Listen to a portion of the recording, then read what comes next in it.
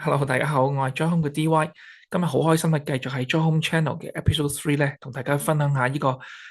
英國物業嘅熱門議題，咁就係呢個Renters' Right Act 2025。我估近排好多人廣泛嘅去報導同埋討論同埋分析，究竟呢樣嘢係咩嚟嘅，所以喺我嘅節目咧就唔再重複嗰啲太籠統嘅資料同埋敘述啦，因為你上網或者聽其他人講咧，你都會收到晒呢個資訊嘅。咁我就想從一個真係自己都係 multiple landlord 嘅角度，究竟面對呢個 act，which is 所有人都開始 panic，好擔心，好擔心，想撤退，想唔玩，唔再做業主嘅呢種 psychology 裏邊，其實究竟有冇啲出路或者個事實？究竟係咪真係要咁擔心，或者係點嘅咧？咁我就同大家今日咧去花少少時間咧去分享，希望咧都係嗰句，成為大家嘅祝福，幫到大家。咁其實呢個Renters' Right Act 2025咧已經係講咗好耐㗎啦。咁一路擺喺啊，即係政府即係 Parliament 佢哋嘅討論啦，各政黨嘅抌嚟抌去抌波啦，咁到而家真係變成誒一個 act，which is 係即係你可以話係 law 啦。咁當然係10月28號，即係咁啱前幾日新鮮滾熱辣通過嘅。但係你知道英國做嘢都係咁嘅，非常安全，佢唔會話通過個法例跟住即時生效嘅。特別呢種嘅法例，所以某程度上佢個 act 係通過咗，即係喺呢度啊，你見到 final stage，你見到royal assent，即係話即係好似皇家簽咗名咁樣啦，類似下。咁所以就要生效噶啦。咁但係佢嘅執行時間啦，個執行嘅 stages 啦，邊條執行先，邊條唔使住咧？究竟有冇啲 grace period 咧？好多而家仍然係好初步嘅時間。雖然佢話一定會發生，但係可能係今年年尾，可能係下年。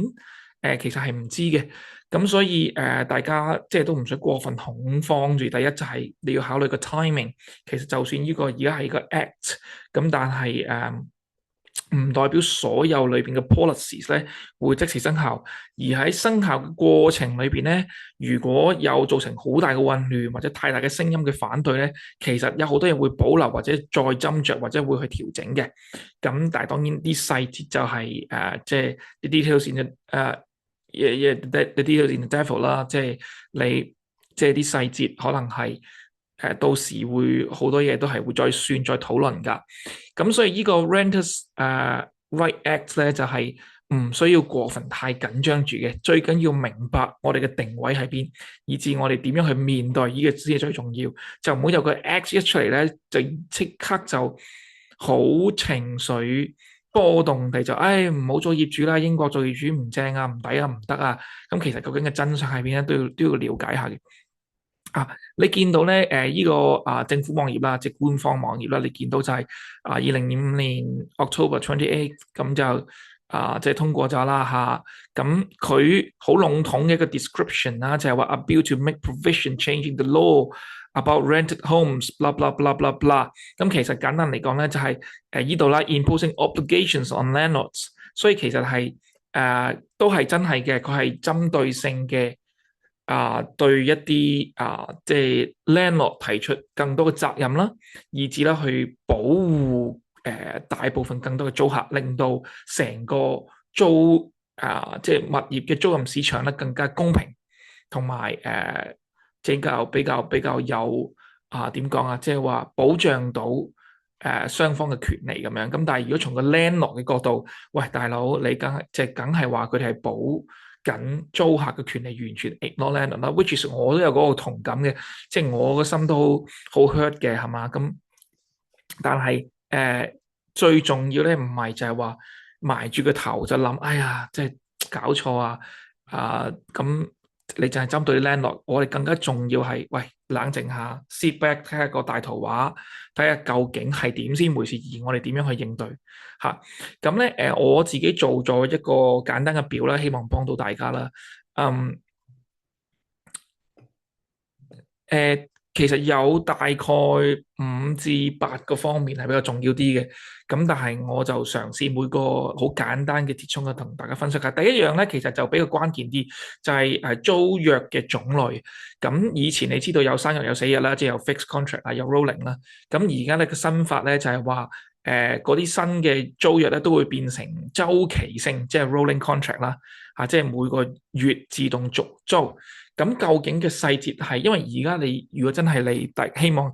你哋都會有少少即係做業主嘅經驗或者租樓嘅經驗。咁其實而家嘅 contract 咧，除咗有 fixed contract 之外咧，就有 rolling contract 都有分 one month rolling、2 month rolling 咁樣嘅，有時係 6 month fixed 跟住就 rolling 咁樣。咁變咗第時咧就係會全部都 rolling 啦，OK，冇 fixed contract 啦。咁佢個目標咧，佢本身就係話冇咁容易，即係啲租客冇咁易困住喺長期嘅合約裏邊，可以自由啲上搬，因為佢就考慮好多租客俾人 fix 咗6個月，喂，搞到租客好似冇乜自由搬走咁。但係其實咧，呢班友咧唔係好明咧，其實好多時候係個租客好想 fix contract 嘅，即係可能佢喺度部署緊會唔會買樓搬啦，即係部署緊哇！我其實好中意呢個區，我用嚟報學校，大佬你唔好趕我走啊！有啲時候反而係租客好想 fix contract 嘅，咁而家咧就搞笑啦，而家咧就冇啦，而家得 rolling。咁其實 rolling 咧係好公平嘅合約嚟嘅，即係話咩意思咧？即係話其實你個屋主可以1個月通知，你個租客亦都係1個月通知，即係大家都可以去完咗呢件事嘅。當然你加埋其他 factors 咧，其他 limitation 就好似 landlord 即係冇咁容易啦嚇，即係多啲限制啦。但係原則上rolling contract 係冇好定唔好處，好視乎每個人嘅處境嘅啫。嗱，講真咧，現實上咧，真係好多人係好嘩眾取寵，即係其實係唔需要 panic，因為好多喺現況嘅現實 in reality 咧，好多 contract 本身咧都係 rolling contract 嚟㗎啦。同埋咧，好多都係6個月 fix 跟住就 rolling，其實個分別咧真係唔係咁多。我身為 landlord，我覺得即係呢個改變根本對我嚟講嗰個即係唔好處，實際上就都唔係咁多。係租客多自由度，其實我作為業主都多自由度嘅。咁呢個我覺得相對其實都公平啊！如果你係業主，你要留意啊，即係而家仲係討論緊嘅，各有各講法嘅，就係個時間性，即係話如果你而家嘅租約係 fix 嘅，應該理論上咧呢條 policy apply 咧就係 at the end of your current contract terms 嘅，即係話如果你仲有6個月，咁應該係。就算真係呢個 law 即刻話實施生效，下個禮拜你都應該仲係有6個月減1個禮拜嘅時間先開始生效，即係 apply，即係呢個 law 係呢個 policy 係 apply to your next round of new contract 嘅，應該係咁，所以即係注意嘅事，但係而家仲係討論緊啊。第二點咧就係驅逐通知，咁呢個就最多帶嚟最多災難性嘅恐慌，咁就係 Section 21好出名，其實就係話亦做冇理由驅逐啦，咁就係總之你俾2個月通知咧就可以叫佢走啦。咁其實咧咁嚟緊會被取消啦，咁即係話業主咧要有合理理由先可以咧去趕個租客走，譬如話欠租啦，你要賣樓啦，或者你自己住翻入去啦，或者你阿爸阿媽要住入去冇辦法，因為冇地方住啦。講真，其實你退一步冷靜啲諗下，喂，咁本身都應該係咁啊！即係你其實我做咗咁多年，都有好多處理，管咗咁多層樓，做過咁多租客，其實你禮貌上又好，即係好嚟好去上又好，你管理上又好，其實你唔會想冇理由去驅逐一個租客嘅。一定係有理由嘅，但係而家就話因為 Section 21冇咗，所以咧要有合法或者合理嘅理由啫。咁但係其實你只要證明到嗰啲係你合理嘅理由，其實都係冇問題嘅。咁當然會嚴格咗，但係都係一啲理性嘅討論嚟嘅。即係譬如話佢真係爭租爭咗 more than 2，其實而家一樣㗎。而家好多情況就係話佢爭租爭咗2個月，喂，唔得啦，唔掂啊，你跟住就 send 個 Section 21就趕佢走啦。咁其實本身嘅理由就喺度，就係因為佢裝租，或者佢住嘅層樓住到好爛，或者住到將啲嘢整到爛晒，或者毀壞咗好多嘢，但係又唔去處理，或者個租客吉咗層樓半年都唔喺度住，又唔出聲，即係其實有好多啲原因，只要係 reasonable 咧，作為業主你之後都係可以提出嘅，只不過你唔能夠冇條件去 send 個 Section 21啫嚇。咁所以我自己覺得係聽落去，哇搞錯啊，好似業主冇晒權力咁樣啊，好似好 lose power，個 power control 跌得好犀利。其實本身實際上 as a good landlord 咧，我本身都唔贊成你冇理由去驅逐你嘅租客嘅。咁而家講緊啲理由亦都係好合理嘅，譬如話欠租啦，你要賣樓啦，你要證明呢啲咧，亦都係唔難嘅。所以千祈唔好俾佢嚇咗嚇。係嚴咗，但係唔係災難性。第三咧就係加租啦，咁就係咧以前咧就係 Section 13咧就可以加租啦，嚇監管唔太多嘅。其實實際操作上咧都唔係咁嘅。而家就改咗啦，即係如果係 New Act 咧就係1年最多加一次啦，嚇要提出2個月書面通知。講真，實際上其實 as a good landlord 都係應該係咁嘅。即係我加租，我未試過係唔係提前2個月就去提出嘅。咁你都俾啲租客鋸啲，或者係佢準備到呢個資金流動啊。因為你就算因為你唔做，唔係做唔做好人啊。你唔咁樣俾啲 flexibility 俾不法你嘅租客咧，最後佢咪又做租霸，佢咪交唔到租。咁你不如你得不償失，你咪蝕租。所以 as a landlord 咧，本身就係唔會咁蠢，就係話1年係咁加租，加到個租客好嬲，最後你咪得不償失，佢變咗租霸，你都唔會嘅。而你都會提前加租，你都係通常講真都係1年加一次嘅啫。係啊，所以呢條又係嘅，一講出嚟以後冇得加租啦。其實咧又唔係咁大影響。其實你1年加一次，你諗定加到幾多，而且你都係會貼近個市價噶啦，本身就應該咁噶嘛。咁其實你 market price 你有好多講法啦，咁但係都係比較 reasonable 就可以變咗咧。即係呢個亦我就睇唔到有啲咩唔好處啦。講真嚇，租客可以上訴，咁不嬲佢都可以上訴嘅。其實不過而家多咗個機制，其實好嘅，即係大家都有個機制，有個中間人咧去調停，咁唔係淨係得 estate agent 嚇，咁仲有應該嚟緊會多個機構咧去一齊去處理啲事情。咁講真即係都係一啲好理性、好好嘅進展嚟嘅嚇。我又作為 landlord，我唔覺得對我太大嘅即係損失，反而大家啲租客啊會更加有個 expectation。佢而家因為講明只可以加一次嘛，佢都加噶啦。佢1年都係加一次，佢都會加噶啦。即係其實可能出嚟個心理效果仲好，仲舒服，大家係啊。好，咁咧預付租金，咁咧以前咧就可以叫佢 prepay 啦。咁嗰時就 BNO 全部都係 prepay 1年或者至少6個月、9個月先可以，因為我哋冇 credit check 噶嘛，即係 check 唔到 credit，所以一定要 prepay 啦。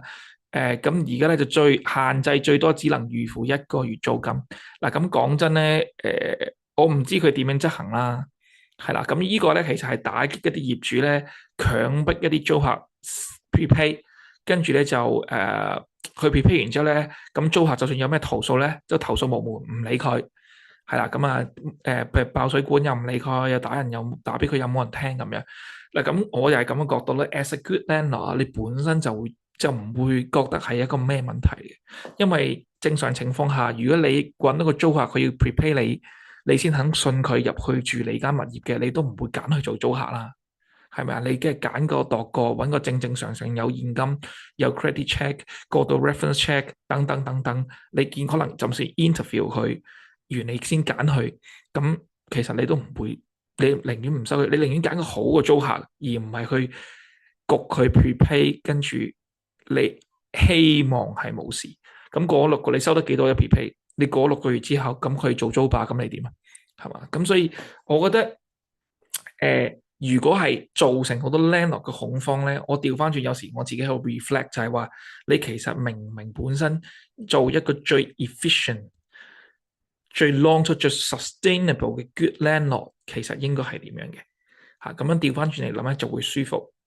舒服好多嚇。其實你去做我哋做 letting management 嘅 agent 又好，做 landlord 又好咧，喺揀租客嘅時候係要好小心嘅。咁又係有幾招嘅，不過今集咧就唔能夠講太多，時間關係。但係譬如話你可以喺揀人嘅時候加啲 interview 嘅環節啦，唔單止攞去公司嘅 reference letter 啦，甚至你唔淨係睇佢人工啦，你就睇佢公司，你可以攞佢 reference letter 可能都有幫助啦。另外咧就係你真係好擔心嘅，你可以買 landlord insurance 啦，可以幫你擋一擋啲租霸，即係起碼鬥一鬥你啦。即係有好多方法，或者揾一個好嘅 letting management agent 咧，去幫你管理個物業啦，嚇咁等等等等。咁其實呢啲嘢咧係重要過你去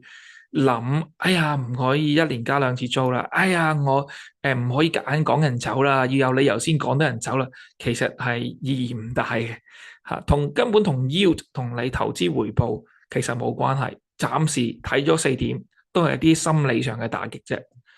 好，咁我哋繼續睇落去啦。中介收費嚇，咁呢個就唔係好關大家事嘅，即係不嬲都係其實唔應該有呢個額外嘅收費嚟去選核俾唔俾邊個去做租客等等等等，或者個續約費啊叫做咁，其實即係。我估 reasonable 一啲 admin 費仍然會出現啦，咁呢個我估呢個 point 唔 significant 嘅，因為好多灰色地帶嚟緊都，我估好多 agent 都係會照收一啲費用，不過 they will name another name 歧視問題，咁呢個喂咁好合理啦，即係本身就唔應該歧視啦。咁當然喺揀人上邊會造成多啲掣肘嘅，但係我估都係有好多 workaround 同埋灰色地帶嘅，譬如即係但係本身就係唔應該即係。歧視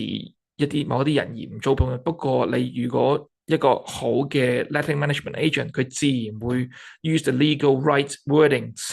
去 protect 個業主咯。咁我估呢個好多解決辦法嘅。跟住下啲維修同住屋嘅標準嚇，咁以前就冇乜管噶啦，係啊。咁有好多咩報復性趕走啊，即係唔整啦，由佢谷到佢辛苦到走咁樣啦。咁其實嚟緊就會有一個全國監察機構同埋地方政府新權力，OK 禁止報復性，即係其實又多咗個entity 或者 organisation 咧去監察有冇呢啲咁嘅行為。即係如果有人 report，咁啊有人去做inspection 或者 interview 睇下究竟係咪真係咁咯嚇。咁其實我係好贊成添，因為有時咧調翻轉下，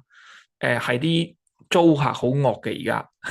我覺得呢個簡直其實係幫咗 landlord 嘅，即係如果一旦發生呢件事，喂有個第三者 third party 去睇下究竟邊個係邊個嘅責任，即係唔使企喺度死拗，跟住個租客又唔開心，佢又唔交租，係咪？你又趕佢唔走，跟住佢同 council 申請 council house 又抌你6個月，咁你瀨晒嘢，其實真係識玩。即係 buy to let 做咗好多年嘅人咧，你一睇根本就係完全，即係都唔係 bad news 嚟，有好多 neutral 啦，或者你本身 as a good landlord 你就應該咁啦，甚至譬如呢點咧，即係多咗 entity 喺中間咧，未必係壞事嚟嘅，因為好多時候好多嘢咧，反而而家成日俾個 tenant 咬住嘅，而家但係多咗呢個機構咧，你可能迎刃而解都唔定。下一個就係 pets 啦，即係寵物，咁係對於 landlord 嚟講係多咗個限制嘅，坦白講，咁但係就都冇辦法啦。咁但係而家咧有好多嘢咧係有一樣叫做 pets insurance 啊，咁只要雙方同意咧，其實就保咗雙方一啲寵物對屋裏邊嘅家私或者即係 condition 嘅損耗，咁就 cover 大家嘅損失嘅。咁如果大家無論一人出一半又好，唔貴嘅，點都好，咁你買個 pet insurance 其實咧就解決咗好多問題咯，哈哈。咁同埋嗰個租金都係即係好多時候你可以定啦，係嘛？所以就可能有好多 cost 可以 cover 到嘅。提早搬走即係都係嗰啲啦。新制咧住滿6個月之後咧，俾2個月通知咧，就可以搬走啦。咁呢個係即係真係大大提升咗租客嗰個自由度嘅，即係等佢即係變咗就即係如果佢真係要買樓或者點樣，咁佢就可以早通知，咁就可以走。咁其實咧又係嗰句咧，你諗下，如果唔係 fixed contract 嘅話，你係 rolling contract，甚至係一個月啦，有時咁其實冇分別嘅，淨係同 fixed contract 有分別咯。咁但係你 fixed contract 通常你講緊6個月，即係頭6個月頭一年好未？咁你之後都係 rolling 噶啦，咁所以又係分別唔係太大。最後就係監察同埋投訴啦，咁呢個講咗啦，咁就係地方會加強佢哋嘅 database 啦。咁嗱，呢個我好中意喎，但係睇下開唔開放啦。如果開放就正啦，即係我哋其實睇到邊啲係 bad landlord 有 record，邊啲係 bad tenant 有 record，咁其實係好事嚟嘅喎，係啊，因為以前你租客，喂佢可能好識玩啊。佢俾晒啲係啊，佢係俾晒啲 reference check 啊，俾晒 salary，俾晒 reference letter 俾你睇。喂，但係其實原來專業租霸嚟嘅，但係而家唔係話以後 database 咧，咦撞到人名嘅喎，即係等等等等喎。咁你其實大家即係都變咗咧，其實係好事嚟嘅，因為以後如果發生咩事，譬如話中間有個 third party 有個 entity 要去 judge。喂，而家呢個情況究竟 landlord 有問題定係 tenant 有問題？佢一 check 個 database，喂，呢個 tenant 幾次都有呢類似嘅問題喎，走租唔俾租喎，扮晒嘢喎，咁佢自然就會識得判啦，係咪？咁所以我覺得呢個都即係我覺得反而又係一個 contribution 嚟嘅，對於成個 system。總括嚟講，我就完全明白大家聽到誒。即係見到呢個 New Act 出嚟，加埋一路呢一年嘅氣氛都係唱緊，哎呀 Labour 啊廢嘅，淨係幫tenant 啦，就唔幫 landlord 嘅。雖然我唔否認佢哋可能喺能力上並唔係，即係真係廢廢地啦嚇，唔係咁叻。咁但係咧，我哋要理性啲，即係坐後一步睇翻成個即係Renters Act 2025咧，其實同我所講嘅擺翻喺現實裏邊先，其實就真係唔係話太大分別嘅，同現實可能同你嘅理想好大分別，聽落去好大落差，情緒有啲波動，但係你擺翻落個現實，其實又差距唔大。反而我覺得咧，有啲嘢係可以正面啲去思考，去其實對 landlord 都未嘗係點講，唔係一個好嘅時間咧，去我哋 reflect 下究竟作為一個 landlord 應該點樣做先係 sustainable，先係長遠。唔單止係你賺到錢，而個租客又開心，你又開心。不過我估咧我自己有個，我每次你知道我講完都會講一個預測，咁我預測唔一定準嘅。不過從我自己理論嘅角度出發啦，出現呢個 X 咧會帶嚟一個好直接嘅效果，就係好多人好恐慌，一啲業主。咁一啲業主如果佢唔明頭先我講嗰啲嘢嗰啲，咁好驚咧就會撤退啦。撤退會造成一個效果，就係少咗租盤，或者少咗好嘅租盤，係啦。咁你喺市場上 supply 租少咗啦，你啲人都係要租，有好多人都係要租嘅，即係佢係唔會買樓嘅。個租務市場一路冇跌過嘅，呢5年10年，咁所以佢係唔係都要租？變相如果 supply 少，個 demand 當係一樣嘅話咧，其實你嘅租金係向上升嘅。明唔明我講咩？希望你已經 get 到我講咩。所以幾得意嘅呢個 policy 好似保障緊 tenant 啊，which is 係啦。但係呢啲保障咧，如果landlord 第一覺得咦會增加我嘅 opportunity cost，係咪？即係我哋機會成本或者一啲代價或者個 risk as a landlord，咁我會自然點做啊？我會擺落去個租金度，或者我一定而家逼住要買多啲 insurance 嚟保障自己 insurance 嗰個 cost。可能我會擺咗落去租金嗰度，咁你市場 market price 定爭1-2%，你都係好合理啊！你好多上上落落啊，係咪先？咁其實呢啲所有嘢咧 end up 咧就會令到成個市場嘅租金上升，加埋頭先我講第二個因素，好多人撤退，令到 supply 少，好嘅租盤越嚟越少，所以而家你嘅租盤咧係稍為好少少嘅咧，就已經有 premium 嘅福利嘅 benefit 嘅，其實。呢個 wave 嚟到，記住唔好恐慌。我成日話，we need to ride on the wave。我哋乘住個浪咧，有時咧反而係可以好正面好開心嘅去享受呢個浪冚埋嚟嘅一啲好處，同埋咧長遠嘅一啲即係